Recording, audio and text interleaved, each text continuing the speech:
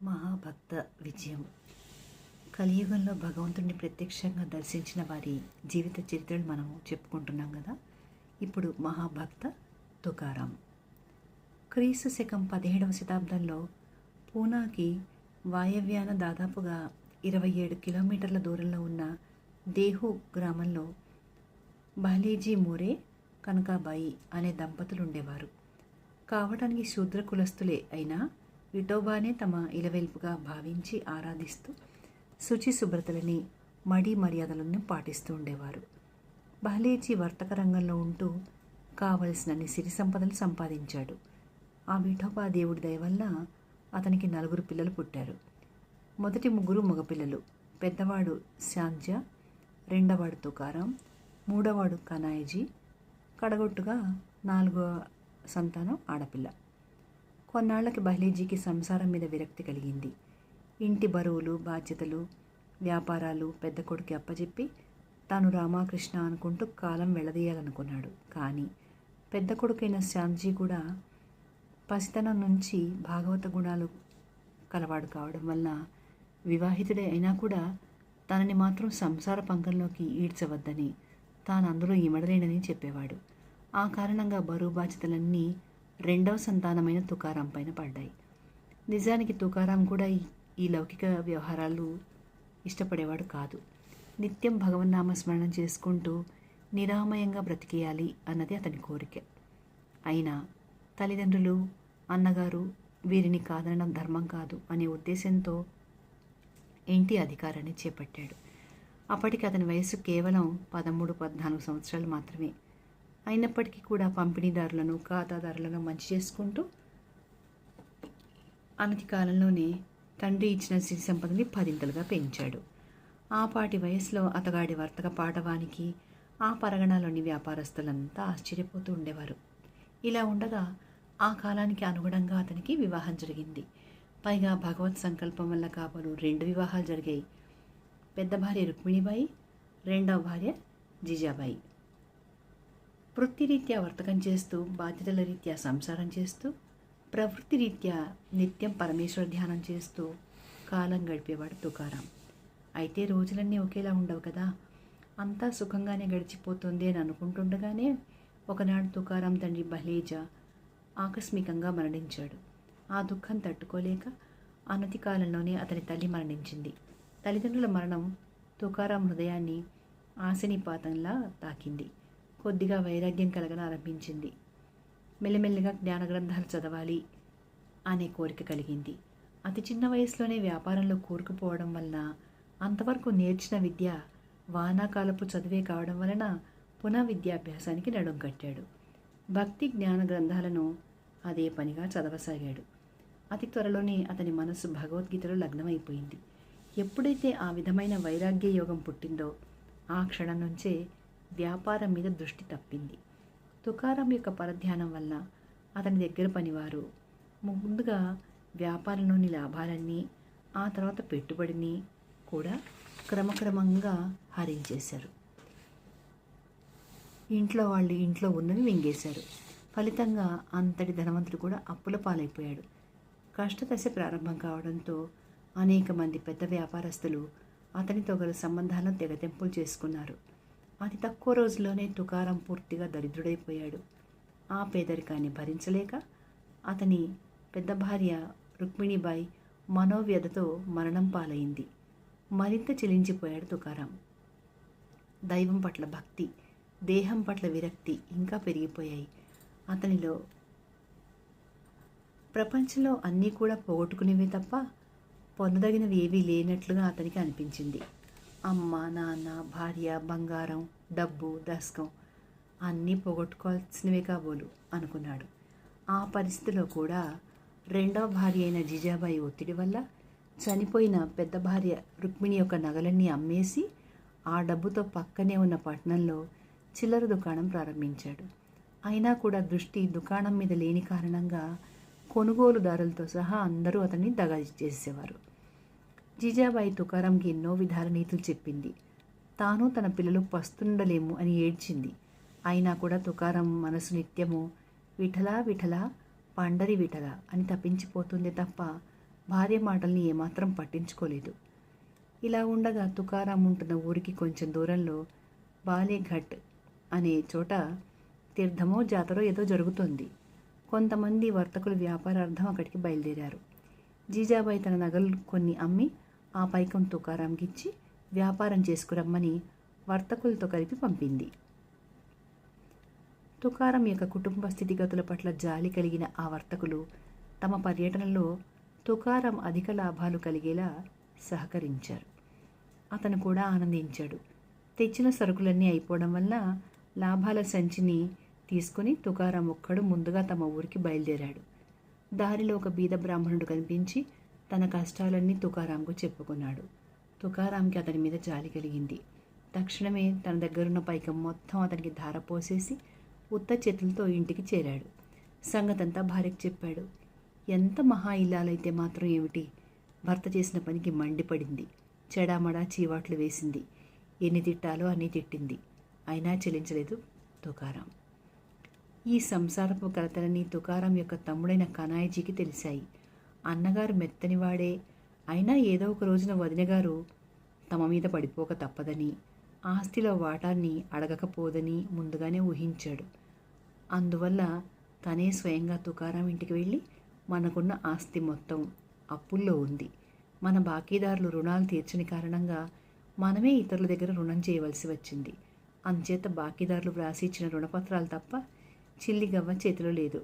అవే ఇద్దరం పంచుకుందాం. నీకు రావాల్సిన వాటాకి ఈ రుణపత్రాలు అంటూ కొన్ని పత్రాలనిచ్చి ఆస్తి పంపకాలైనట్లుగా ఆమోదముద్ర తీసుకుని తన దారిని తాను చక్కగా పోయాడు. బాకీదారుల చుట్టూ ఎన్నిసార్లు తిరిగినా ఎర్రని ఏగాని కూడా వసూలవ్వలేదు. తుకారాంకి ఆ కుటుంబంలో కష్టనష్టాలు చూసి మనసు కరిగిపోయింది. తత్ఫలితంగా రుణపత్రాలు మొత్తం తీసుకెళ్లి ఏట్లో పడేశాడు. కన్న ఊరిని ఉన్న ఊరిని కూడా వదిలేసి ఆలిందం అనే ఊరు వెళ్ళాడు. ఆ ఊళ్ళో ఉన్న వ్యవసాయదారుడి చేనులో పిట్టలు తోలేందుకు, ఆ పనికి గాను కొంత ధాన్యం వేతనంగా పొందేందుకు తుకారం కుదుర్చుకున్నాడు. తీరా మంచం మీదకి ఎక్కేసరికి మనసు శ్రీహరి పాదాల మీదికి మళ్ళింది. అతని కళ్ళకి పశువులు పిట్టలు ఏవీ కనపడటం మానేశాయి. పశువులు చేలోపడి జొన్న తినేస్తున్నాయి. పక్షులు స్వేచ్ఛగా వాలి గింజలు మేసేస్తున్నాయి. హరినామ సంకీర్తనలో లీనమై ఉన్న తుకారాంకి ఇవేవీ తెలియడం లేదు. అంతలోనే రైతు అక్కడికి రావడం, పశువులను పక్షులను తనే తోలుకోవడం, తుకారామును తీసుకెళ్లి పంచాయతీలో అభియోగం తేవడం చకచకా జరిగిపోయాయి. ఫిర్యాదు యొక్క పూర్వాపరాలు విచారించిన అనంతరం గత సంవత్సరం కన్నా ఈ సంవత్సరం ఎంత తక్కువ పంట వస్తే అంత తక్కువ పంటని తుకారం రైతుకు చెల్లించాలి అని పెద్దలు తీర్పు చెప్పారు. తుకారం ప్రతిదానికి చిత్తం చిత్తం అని ఇంటికి వచ్చేశాడు. కానీ పూటకే గతి లేనివాడు తగ్గిన పంటను ఎలా కడతాడు? జిజాబాయి నెత్తి నోరు బాదుకుంది. కోతలు కాలం రాగానే రైతు చేను కోయించి కుప్ప పోయించి నూర్పించి గింజలని రాసులు పోయించి కొలతలు వేయించగా ఆ పంట గత సంవత్సరం కన్నా చాలా ఎక్కువగా ఉంది. ఈ సంగతిని కనిపెట్టిన గ్రామ పంచాయతీ పెద్దలు ఆ రైతుని మందలించి ఎక్కువ వచ్చిన గింజలను తుకారాంకి ఇప్పించారు. ఆ రైతు తనకు జొన్నలు ఇవ్వాలి అన్నప్పుడు తుకారాంకు విచారం కలగలేదు. ఇప్పుడు ఆ రైతే తనకు జొన్నలు ఇచ్చినందుకు సంతోషము కలగలేదు. విఠలా విఠలా పండరి విఠలా అనే జపం తప్ప అతనికి మరేమీ అంటడం లేదు. తుకారాంకి 5 సంతానం. విఠోబా, శంభూజీ అనే 2 కొడుకులు, గంగా, భాగీరథి, కాశీ అనే 3 కూతుళ్ళు. కాగా జిజాబాయి పోరు పడలేక కూతుళ్లకు పెళ్లి సంబంధాల వేటలో పడ్డాడు. ఓ పల్లెటూరి గుండా హరినామస్మరణం చేసుకుంటూ వెళుతున్న తుకారాంని అతని మంచితనాన్ని తెలిసిన ఆ గ్రామ ప్రజలు ఆపారు, ఆతిథ్యం ఇచ్చారు. నోరు విప్పితే విఠలా విఠలా పండరి విఠలా అని తప్ప మరో పలుకే లేని అతను పెళ్లి సంబంధాలు వెతుక్కోలేడు అని గ్రహించి తమ పిల్లల్ని తెచ్చి చూపించగా తుకారాం ఆ పిల్లల్లో 3 అబ్బాయిలని ఎన్నుకుని తీసుకెళ్లి తన కూతుళ్ళకిచ్చి పెళ్లిళ్ళు చేసేశాడు. ఇదంతా ఆ రైతిచ్చిన జొన్నలతోనే జరిగిపోయింది. ఒకసారి తుకారాం పొలంలోంచి చెరుకు గడల మోపు తెస్తుండగా ఊరి వాళ్ల పిల్లలంతా అతని చుట్టూ చేరి తమకో ముక్క నిమ్మని ప్రాధేయపడ్డారు. మెత్తటి మనసును తుకారాం అందరికీ తలా ఒక చెరుకు గడ పంచేశాడు. ఇక మిగిలింది ఒక్కటే గడ. అది భుజాన వేసుకుని హరినామస్మరణ చేసుకుంటూ ఇల్లు చేరాడు. ఈ సంగతి తెలిసిన జిజాబాయి తోక తొక్కిన తాచులా కస్సుమని లేచింది. ఆ చెరుకు గడని అందుకుని తుకారాంని తట్లు తేలేలాగా బాదింది. గడ 2 ముక్కలైపోయింది. భార్య అంత కొట్టినా సరే తుకారాం కోప్పడలేదు. పైగా విరిగిన 2 చెరుకు ముక్కల్ని తీసుకుని చిరునవ్వు నవ్వుతూ ఆవిడని సమీపించి, పిచ్చిదానా, నేనంటే నీకు చాలా ప్రేమ సుమా. నేను నీ ఒక్కదాని కోసమే ఒక గడ తెచ్చానని నాకు కూడా భాగం ఇవ్వడం కోసం ఇలా దాన్ని 2 ముక్కలుగా విరిచేశావు కదా అని ఒకటి ఆమెకిచ్చి రెండోది తాను తినడం మొదలుపెట్టాడు. ఇలా ఇదమిద్దమని తెలియని వైరాగ్య ఛాయలతో విష్ణు భక్తి తత్పరుడై కాలం వెళ్లదీస్తున్న తుకారాంకి మరో బలమైన మానసిక గాయం కలిగింది. అది అతని పెద్ద కొడుకైన శంభూజీ హఠాత్ మరణం. అంతటితో తుకారాం తనను తానే నిందించుకున్నాడు. ఎంతో సుఖంగా కనిపించే దుఃఖాల పుట్ట ఈ సంసారం. ఈ సంగతి తెలిసి తెలిసి కూడా ఇంకా ఇందులోంచి ఏదో బావుకుందామనే భ్రమలో పడిపోయి ఎంత కర్మ అనుభవిస్తున్నానో. చిచి, ఈ డబ్బు దశకం వృధా. ఇల్లు వాకిలి కళ్ళ, భార్య పిల్లలు భ్రమ ఇవేవి నాకొద్దు. 1000 జన్మలకి కూడా వద్దు. నా పగవాళ్ళకి కూడా వద్దు. యములాళ్ళకి కూడా ఈ యాతనలు వద్దు అని అనుకున్నాడు. అలా అనుకోవడమే ఆలస్యంగా విఠలా విఠలా పండరి విఠల అనుకుంటూ ఇంట్లో నుంచి బయలుదేరి వెళ్ళి భాస్వనాథం అనే కొండ మీదకి చేరాడు. ఆ కొండ మీద విఠలుడి గుడి ఉంది. ఆ గుడిని ఆశ్రయించుకుని బ్రతుకుతున్నాడు. ఒకనాడు బావాజీ అనే వృద్ధ బ్రాహ్మణుడు అతని కలలో కనపడి రామకృష్ణ హరి అనే మంత్రోపదేశం చేసి పండరీపురం వెళ్ళమని సలహా ఇచ్చాడు. మెలకు వచ్చిందే తడవుగా తుకారాం కలలోని మంత్రాన్ని స్మరించుకుంటూ పాండురంగ క్షేత్రం చేరాడు. అక్కడ నామదేవుడితో కలిసి హరి భజనలు చేసేవాడు.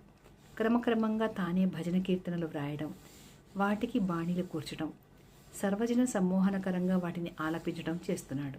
తద్వారా తుకారాం ఖ్యాతి దేశం 4 చెరుగులా వ్యాపించింది. సత్కీర్తి వర్ధనులకు శాస్త్రవర్ధనం కూడా సహజమే కదా. తుకారాం యొక్క స్వచ్ఛమైన భక్తి భావాలైన కీర్తనలు వగైరా రచనలతో మస్వాజీ, రామేశ్వర భట్టు వంటి వాళ్ళు కోపించారు. తుకారాం యొక్క పేరు ప్రఖ్యాతులు వింటుంటే వాళ్ళ చెవిలో సీసం పోసినట్లుండేది. అందువల్ల రామేశ్వర భట్టు తుకారాంని తన దగ్గరకు పిలిపించి, నువ్వు శూద్రుడి వయ్యుండి కూడా శాస్త్రపఠనం చేయడం పాపం. భగవంతుడి మీద భజనలు కీర్తనలు అవి రాయడం నేరం. వేదవేత్తలైన బ్రాహ్మణుడిగా నేను ఆజ్ఞాపిస్తున్నాను. ఇక నుంచి రాయడం పారడం మాని ఇప్పటిదాకా రాసినవన్నీ పట్టుకెళ్ళి ఏట్లో పారి అని శాసించాడు. బ్రాహ్మణాజ్ఞ మీద తుకారాం తన కీర్తనా పత్రాలకు ఎడాపెడా పల్చటి రాతి పలకలు అమర్చి చక్కటి బట్టలో గట్టిగా చుట్టి పెట్టేవాడు. అలాంటిది ఇవన్నీ పట్టుకెళ్ళి ఇంద్రాణి నదిలో పారేశాడు. ఇది తెలిసిన భక్తులందరూ రామేశ్వర భట్టుని తుకారాంని కూడా ఆడిపోసుకున్నారు. అలా 13 రోజులు గడిచిపోయాక 14వ రోజున తుకారాం ఆ కట్టలని ఎక్కడ పడేసి నీళ్ళలో ముంచేశాడో అదే చోటున నీళ్ళలోంచి తేరి కెరటాల మీద ఉయ్యాలు కూడా మొదలుపెట్టాయి. అది తెలిసి భక్తులు ఆశ్చర్యపోయారు, ఆనందించారు. రామేశ్వర భట్టు వచ్చి ఆ వైనం చూసి తెల్లపోయాడు. పైగా తన తల తనే బాదుకున్నాడు. ఇటువంటి మహిమలు జరగడం ఆ విశ్వేశ్వరుడి యొక్క విశేషాంతరంగిక భక్తుల విషయంలో తప్ప ఇతరత్రా సాధ్యం కాదు అనే నమ్మకంతో తుకారాం ఈ పాండురంగడి యొక్క ఆంతరింగిక భక్తుడు అనే నిశ్చయాన్ని పొంది రామేశ్వర భట్టు తుకారాం పాదాల మీద పడి క్షమాపణ వేడుకున్నాడు. ఆ విషయాలన్నీ ఆనాటి మహారాష్ట్రాధిపతి అయిన శివాజీ చెవిన పడ్డాయి. ఆయన తుకారాంను తన ఆస్థానంలో ఉండమని ఆహ్వానించాడు. అయినా తుకారాం అంగీకరించలేదు. ఏ ఛత్రపతి, ఆకలి వేస్తే భిక్షాటనకు ఇక్కడ పెద్ద రాజవీధి ఉంది. ఆహారం ఇచ్చేందుకు దాతలున్నారు. మనం దాచుకునేందుకు గోచి పాతంత బట్ట పిలికెకి కరువు లేదు. ఇక నివసించేందుకంటావా, నీడనిచ్చే చెట్లున్నాయి, దేవుడి గుడి ఉంది అని జవాబిచ్చాడు. అది విన్న శివాజీ విఘ్నుడైన కారణంగా తుకారాం యొక్క వైరాగ్యయుత విష్ణు భక్తిని గురించి మౌనంగా ఉండిపోయాడు. ఇది జరిగిన అంత్యకాలంలోనే తుకారాం యొక్క అనూహ్యమైన హరిభక్తికి నిదర్శనం ఏర్పడింది. ఒకానొక భజన సమయంలో తుకారాం త్రికరణ శుద్ధిగా ఆ హరిపదాలలో లీనమై తన పదాలను పాడుతున్నాడు. అదే వేళకు ఒక స్త్రీ చనిపోయిన తన కుమారుడి శవాన్ని తెచ్చి తుకారాం ఎదుట పెట్టి, అయ్యా, మీరు నిజమైన విష్ణు భక్తులే అయితే నా కొడుకుకి ప్రాణదానం చేయండి. అలా కాని పక్షంలో మీరు కపట భక్తులని అనుకుంటాను అని తెగేసి చెప్పింది. తుకారాం ఎంతగానో బాధపడ్డాడు. తన పెద్ద కొడుకు చనిపోతేనే తాను బతికించుకోలేకపోయాడు. ఇప్పుడు ఈ కుర్రాడిని ఎలా బతికించగలడు? నిజమే, ఎవరైతే నిజమైన హరిభక్తులో వాళ్ళు మాత్రమే ఇటువంటి చమత్కారాలను ప్రదర్శించగలరు. తనకి హరిభక్తి సరిగా కుదరలేదని తెలుస్తోంది. అందువల్ల తుకారాము, హే పరమేశ్వర, నీ యొక్క నిజభక్తులకు ఉన్నంత శక్తిని నాకు ఏమని కోరడం లేదు. నీ యందు నిజమైన భక్తి కలిగే పాటి వరాన్ని దయచేయి స్వామి అంటూ సరికొత్త కీర్తనను ఆశువుగా ఆలపించాడు. అదేం చిత్రము కానీ ఆ భజన కీర్తన మధ్యలోనే మరణించిన బాలుడు బతకడం, అక్కడ వాళ్ళంతా తుకారాంని వేనోళ్ల పొగడడం ఏకకాలంలో జరిగిపోయాయి. ఆ అంతిమ అమృతమయ కీర్తన ధ్యానంలో నుంచి వెలువడిన తర్వాత తుకారాం యథాప్రకారం రామకృష్ణ హరి అనుకుంటూ ఎటో వెళ్ళిపోయాడు. వెంట వచ్చిన వారికి విసుగొచ్చి వెనక్కి వచ్చేసరే కానీ తుకారాం ఏమయ్యాడో మాత్రం ఎవరికీ తెలియదు. ఈనాటికి కూడా బిందునాథ కళాతీత భిన్నదేహ సమప్రభ అభిన్నాయైన విశ్వాయ విఠలాయ నమో నమః. సర్వయోగార్థ తత్వజ్ఞ సర్వభూత హితేరత సర్వలోక హితార్థాయ విఠలాయ నమో నమః.